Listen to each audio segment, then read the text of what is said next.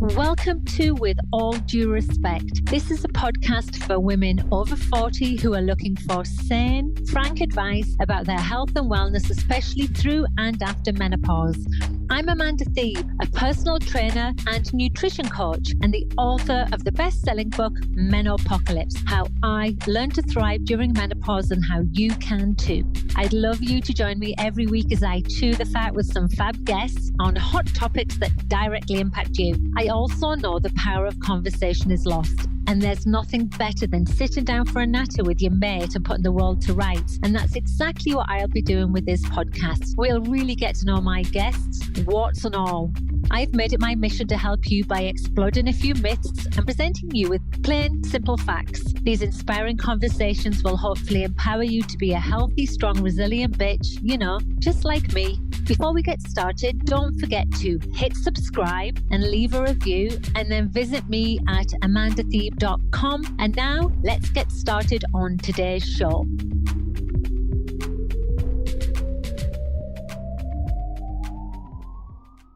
Welcome back to With All Due Respect. Hi, I'm Amanda Thebe, and today I am joined by Jill Angelo, who is the founder and CEO of Gennev. Gennev is a company I really love and admire and send women to all the time. Their mission is to improve the standard of care for women in their post-reproductive years. Gennev offers a unique integrated care model that brings together telehealth-based OBGYNs and other health coaches, and they provide medical and lifestyle treatments for the menopause relief. Okay, so Jill has 20 years experience in the tech industry, previously at Microsoft in executive roles such as Chief of Staff, Director of Global Media and Product Management. She's also a member of the Board of Directors for the Special Olympics of Washington, which I am actually excited to hear about. That interests me.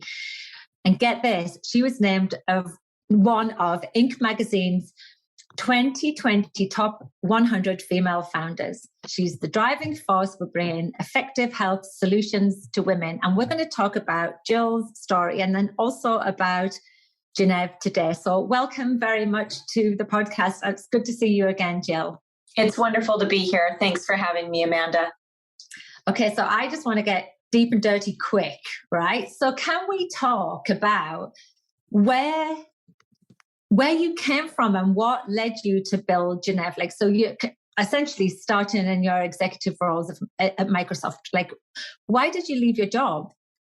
Yeah, I'm an unlikely suspect for a women's health company in menopause. Certainly, my background is tech. I've grown my entire career in the tech industry, working on big software applications. And at one time, I was working on Xbox of all things. So I was kind of in the gaming space and loved every minute of it. I happened to be on a sabbatical in my 15th year at Microsoft. I took 3 months off, which was pretty common amongst employees. And during that time, I met what then was my co-founder for Gennev.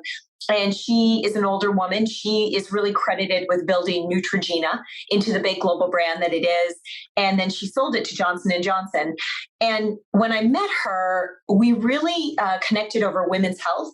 And she really made it so apparent to me how underserved women's health was in menopause in particular. I was just starting to enter perimenopause myself. And so through that, one step led to another, and we started Gennev just to fill this gaping hole in women's healthcare that just is unmet. Why menopause though? Why not the whole thing? So I'm assuming it's because she maybe had a challenge in time, because usually these things are driven by our personal experience. And you'd said you just entered perimenopause. Was it really just based on that you were in it and you were like, where the hell is everyone when I need their support? Yeah, I think more than anything, so my symptoms were not that severe at that point, not as severe as they are now. I'm full on in perimenopause, so I'm a customer of what we do. But at the time, as we were talking through what happens during this change in a woman's life, what really compels me to do things is when, as human beings, especially as girls and women, our confidence is challenged. And every time I've done something, whether it's philanthropic or something that really moves me throughout my life and career, it's always been tied to these moments in our lives when our confidence is impacted by external forces. Whether it's when we first get our periods and we're self-conscious about it, or whether we go through junior high and girls drop out of science and maths, those moments. And then as I looked at menopause, it is yet another transition in our lives where we're at the top of our game. Professionally, we are earning more money than we ever have. We might feel some freedom as moms, in terms of kids are growing up, but all of a sudden our health is changing in a way that causes us at times to be embarrassed or ashamed or shudder in. And I was like, okay, that can't happen again. Like, I need to do something. And so that's what really drove me to say, let's go fill this gaping hole. I don't know what that looks like, but we'll figure it out. And we were off to the races. And leaving your job after so long and at such a high level must have been a little bit scary or maybe daunting for you, was it? Was it like, no, I'm just going to do this? Like, it was. I grew up in a rural part of the US on a cattle ranch, and my parents obviously were entrepreneurs. And I always thought, wow, I never want to be responsible for someone else's paycheck. Like, I want to just work for a company, have security around income. And being an entrepreneur and starting a company like Gennev is completely the opposite. You're completely vulnerable. I think one thing that I have, it's either a gift and a curse, or it's both a gift and a curse, is I'm naive to how hard things are. And I'm naively optimistic. I'm just like, oh, well, let's go figure this out. And so it was a rather quick decision. Yeah, I was concerned about income, about career. My husband was a driving force in saying, just go after it, Jill. If anyone can figure this out, it's you. And so with that, I just jumped in. So it was naive optimism. Sometimes I get the question, like, if you knew how challenging this would be to start a business and get it funded for a part of women's life that nobody, including women, don't want to talk about, would you do it again? And I have to say yes. Because for me personally, obviously the stories, what I hear from women, the impact we're making is just profound, and it makes my life fulfilling every single day. But also for me, it's just made me fearless, and it's fun to do big, challenging things and see how you can, drive your own personal ability to muster through challenge, and that's been rewarding, especially at this time of life. In fact, I don't even think it's fun. I think it might be one of the essential things women should strive to do. And I don't mean start a new business. I mean to step out of their comfort zone a little bit and to just see what the possibilities are. Because one of the conversations I'm really keen to sort of keep pushing is the idea that this can be a really great transformative time of our life, despite the challenges thrown at us, challenges from the symptom side of things to the medical gaslight and you name it, whatever. I mean, in the workplace, my background was actually so similar to yours. I loved working for a company. I worked in a stockbrokers and then a bank and then for IBM. And I loved working for a company where I had to dress like in a suit every day. And it just felt really great. But then I left countries and I moved to the US and couldn't get a job. I couldn't get a visa because I wouldn't marry my now husband. But at the time, I wasn't prepared to marry someone for that. So the US wouldn't grant me any type of visa to work. So that was when I essentially, about 20 years ago, just thought, I'll just do my own thing then. And oh my God, when I did, it was like so freeing. And I don't think I could ever go back to that working for the suits again, essentially. Yeah, I agree with you. It is, you kind of, once you catch the bug, it unleashes what you are able to do. And even, as this time of our lives, there's studies even shown that even chemically, as hormones are shifting in our bodies, our creativity, especially on the other side of, kind of in our postmenopausal years, is just kind of unleashed. And I can't wait for what that looks for. Like, it's just this bright, shining up light. I'm always looking ahead anyhow, but just, Amanda, think about what's ahead of us. I know, exactly. And, we both have a mutual colleague called Celine Yeager, and I had her on my podcast. I just did a recording with her. And she sort of said, if we can talk about menopause being a tunnel rather than a cave as we journey through. And I just thought, I love that analogy of having the light at the end. And I'm now 3 years post-menopause, and I have to say, it's a good place to be. And as well as being basically rid of symptoms. It's this newfound freedom and optimism that I am dying to share with women, to sort of say, yeah, you know what, we can do it. Look for the support and the help to get through this. And essentially that's what Gennev does, right? So the femtech industry is huge, right? Which is, I think, as you said about yourself, could be a blessing or a curse. It depends on how we look at this. And menopause is potentially the new big shiny object that people want to look at. But I feel as though when I look at femtech and menopause, I see things that don't always sit well with me, like the new face cream or the new tea or whatever. And it's usually stuff that really isn't always backed by evidence. And I feel like it's just a quick buck, like off the back of women's vulnerability. And I know that that's definitely not what Gennev wants to do. It's trying to provide a resource. And I hate the word holistic, but that's essentially what it is. It's the body, mind, soul connection of everything, like the food you eat, the exercise you do, the pharmaceutical, non-pharmaceutical routes that you want to have to support yourself through this journey. How do you, though, differentiate yourself from the others? I don't want you to, we're not going to name names or anything, but it's just a really hard place to sit when my spidey senses go off all the time. And I'm like, oh God, here we go again. You know, I do, because I'm always rattling off about it. But how do you differentiate yourself? Yeah, this is a great question, Amanda. And I love the humor you bring to this whole femtech space. So if that, we all need to laugh, and you just give us all a great laugh. Femtech's massive, and it needs to be, because women's health is complex and there's lots of aspects to us throughout our cycle of life. As you think about menopause, I think, the plus side with new menopause brands and companies popping up, people are quick to want to share what's worked for them. And then they're sharing it with their friends. And before you know it, the friend is like, hey, you really should start a business around this thing. And I think that's where you're starting to see a lot of different, probably non-evidence-based products and solutions and programs, you name it, popping up. And I often say when we started Gennev, the one of our core principles was everything we do has to be evidence-based and medically backed. And to me, there is so much noise. And what we hear from women all the time, how do I cut through? How do I cut through the crap and the stuff and the noise?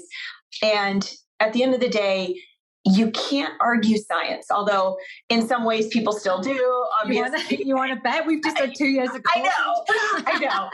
But for the most part, and I think we're playing the long game. We don't want a quick fix, get rich sort of mentality to tackling this important part of women's health. We want to take the evidence-based long game to say, you know what? It takes, like you said, the medical, the prescription, the diagnosis, the medical guidance, as well as the holistic lifestyle, the mindfulness, nutrition, fitness, sleep. And we put that all together because every woman goes through this transition in a way that's unique to her. And so by bringing the best of the best professionals who have studied in this and are in it ethically for the treatment of their patient. Our professionals have taken an oath to their patients, like no revenue. And in fact, many times if I were to say, who in Gennev in my team keeps us from like blowing out like big promotional things on this, that, or the other, it's my medical team, because they say, Jill, I'm not here to sell anything to my patients. I am here to provide to them the best care that's right for them. And that's my job. And I love that about what they do because it's so pure. And at the end of the day, I just hope that we're a source of support and trusted help for women. Even if they've tried other products or things that appear to look good, we will always be here as that trusted source to care for women and provide treatment in whatever way they need, any way they need provided. And, it's interesting to me because you're based in the US. I'll just say that for people listening. And what's really interesting to me is when I spent 4 years there, I actually saw how the US healthcare system works. And it's not fun. It's not fun to be part of at all. But if you've got insurance and you've got money, then you're sorted. And if you don't, then you're not. And it's just really hard to sort of like really navigate the system. And in the meantime, there's a lot of private clinics, especially where I was in Texas, where, there's women would go and see a doctor that was registered with the North American Society. So they felt it was an ethical source, but then would be upsold with testosterone pellets or compounded hormones and things that were non-regulated and actually not supported by the North American Menopause Society. And it really upsets me because in my group, I'll hear women talking about it and they're spending $400 and $500 a month on hormones when they could get them on their insurance, on most insurance plans, including Medicaid, for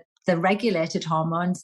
Anyway, so that's what you do. That's when you're talking about ethical. They're the doctors that you use. Your doctors only write prescriptions for regulated, FDA-approved hormones.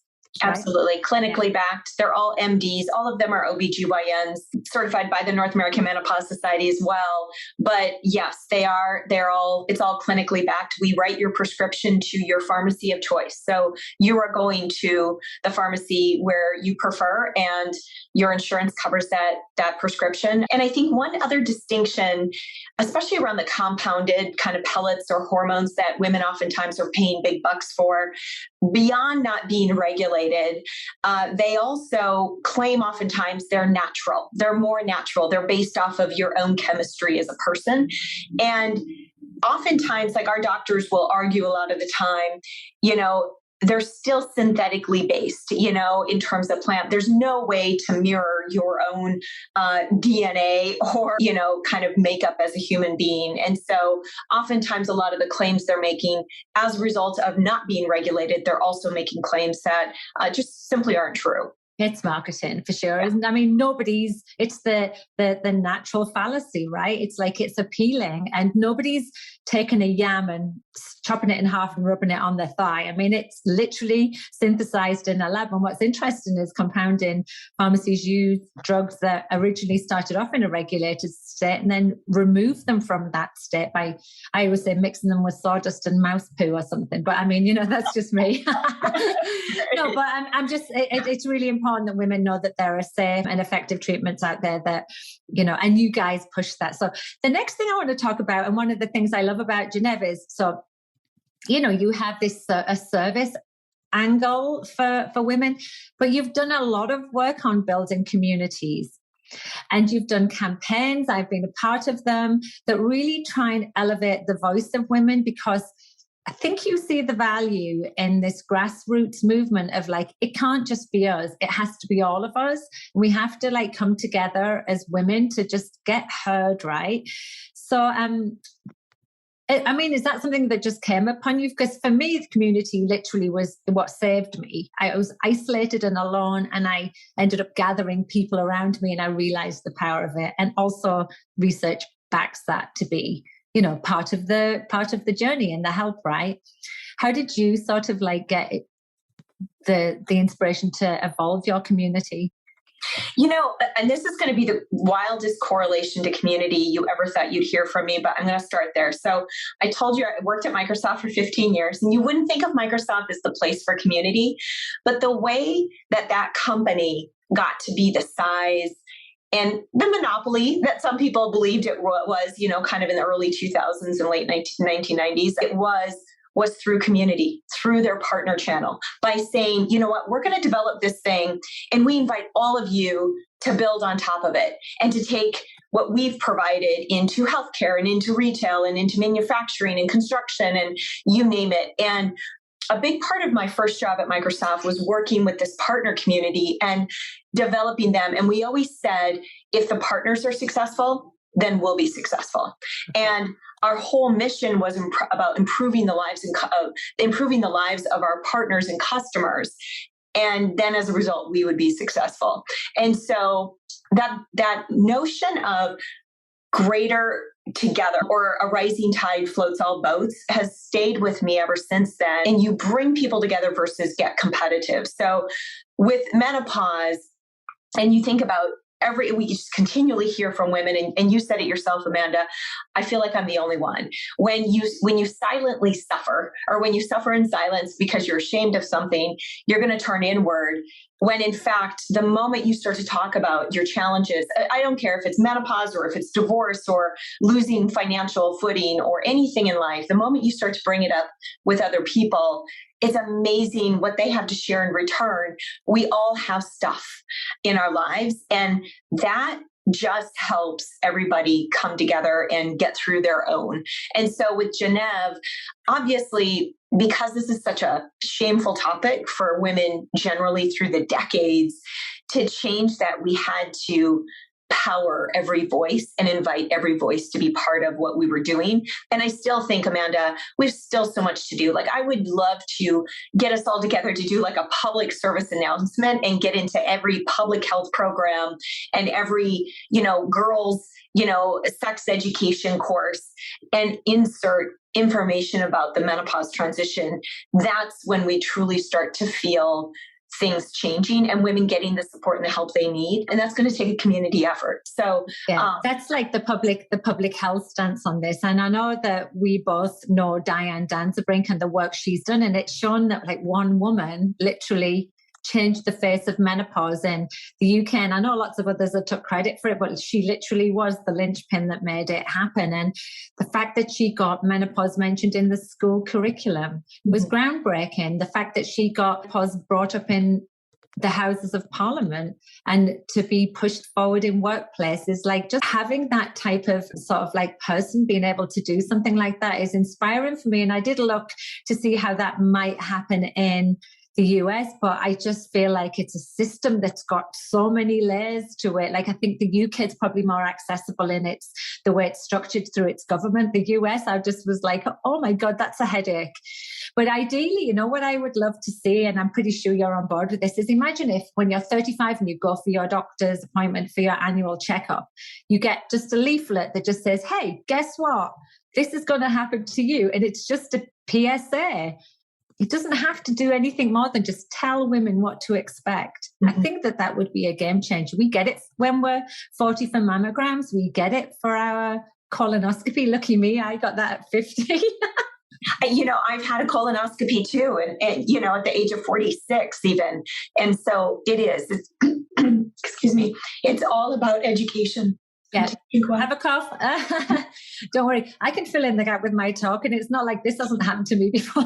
There we go. Who knows where that came from? But yes, I absolutely believe even now as we think about normalizing, one thing my team's really passionate about is normalizing. At the age of 45, every woman goes for a menopause checkup. And we call it affectionately internally the M check.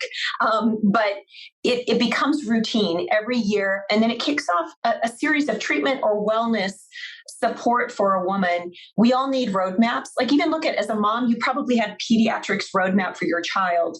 It's the same thing. We need that for us. I love that. I love the idea of that. And so and then that obviously comes with educating the medical community as well. So yeah, good luck with that one. I mean, so, but I love that like thought. And I think that it can happen. I just think it's just a sense of like stickability and resiliency. Like, we've just got to make sure that we just don't take the eye off the goal, right? So for Gennev moving forward, where are you going next? Are you just going to continue to keep doing what you're doing, or do you feel like there's other areas that you want to tackle? Like, is that part of it? Yeah, we've really, as we've grown with our patients, we want to grow old with them. And so our mission has shifted from just around menopause to post-reproductive care. And because oftentimes so much of how we treat our health during this hormonal shift will impact long-term chronic care, specifically around heart disease and bone health and brain health. And so, and then there's all sorts of things in between there. There's hypertension, there's diabetes, there's GI, there's thyroid. And so as you hear me listing all this off, I want to serve women through the menopause transition and beyond, and serve more of the aspects of what she needs, whether it is getting to a pelvic floor physical therapist to help with her pelvic pain or sexual health, or whether it is getting to, a bone specialist around avoiding osteoporosis when it's very much in your family history and, you can't take hormone therapy because of family history in your past. I want to be able to surround a woman with more of the services that she needs. And so when you think about our roadmap, we're very healthcare focused. You'll see us moving in that direction. My mission is to improve the standard of care. And really, in some ways, it's creating a standard of care for women that just hasn't been. It should have been there already. Exactly. Yeah. Right. Yeah. It's like that missing gap. Okay. So as we come to a close, I could talk to you forever, of course, but like we both have this, message that we want to get out to women, that we really can do this and the support's there and we know it can be a positive experience. It doesn't have to be, nobody should suffer. We have that message underlying everything we do. But can you tell me, since you started doing Gennev, how you, in a positive way, how you feel like the conversation has evolved? And then just what you would like to see happen in the conversation about menopause moving forward if it hasn't already happened? First of all, there is conversation, and that's exciting. There's just more people talking about it. Yes. It's in the press, it's in the media, and that's come with more companies and brands and people doing more and more communities forming. So that's a good thing. You need more conversation. I hope the conversation shifts from sad stories to real possibilities for women and the path that we're on and how you take charge of your journey through it. I want this notion of empowerment to just start to come out more in the narrative and the story of what's happening. And for women to know, again, they don't need to suffer. And when you're aware of something for the first time and you find out, whoa, there's a better way and I could be feeling great. That's not only going to improve women, that's going to improve the workplace. It's going to improve family structures and relationships. And so that's where I really hope that it goes, in terms of less about the challenging struggles and symptoms women go through. I know in our community, we oftentimes see a lot of just women need to vent. And I understand that needs to happen, but I'd love to see a shift towards, but here's something you could be doing, or here's another way to look at it sort of mentality. And again, part of that probably comes from my naive optimism, but I got to hope, and I got to help drive us there. It's like that I am the change, right? That's what your message was, right? It's like, let's just show women that we're everyday women and we've done it, and it's there. And it really makes a difference though when you flip the narrative of the conversation, because yes, women do need to vent. I vent all the time, right? We all do. But like it has to serve a purpose. Right. And so like for me, like I really struggled with my symptoms, but as soon as I knew what I was dealing with, then all of a sudden I was like, now I can do something about it. And so it's even just taking those moments of a woman venting and then just saying, so what's the solution? Mm-hmm. Like you all, that's my thing in life, and yours is too. Like, so what do we do? What do we do? If you're not great and things aren't well, what do you do? And so yeah, Amanda, you could have written a book about how challenging your situation was. And instead, you're on the cover of it, like looking so strong and fit. And you're kind of demonstrating what's possible. And that's what women need to see every day. And I love and you bring humor. You're just like the funniest person in the world. But we've got to be able to laugh, but then to see the possibilities. And I think that's something that you're really doing in your work. Thank you. Thank you so much. And thank you so much for coming on today. I love what Gennev are doing. Keep doing it. Don't stop. Eyes on the prize, because I know it can get tiring but it's worth it. It's so worth it. And I know you've helped so many women in my community. So I appreciate everything that your company has done. And thank you. And thank you everyone for listening today. Take care. Bye for now. Thank you so much for listening to the show. If you like what you hear, then why not subscribe to this podcast and leave me a review?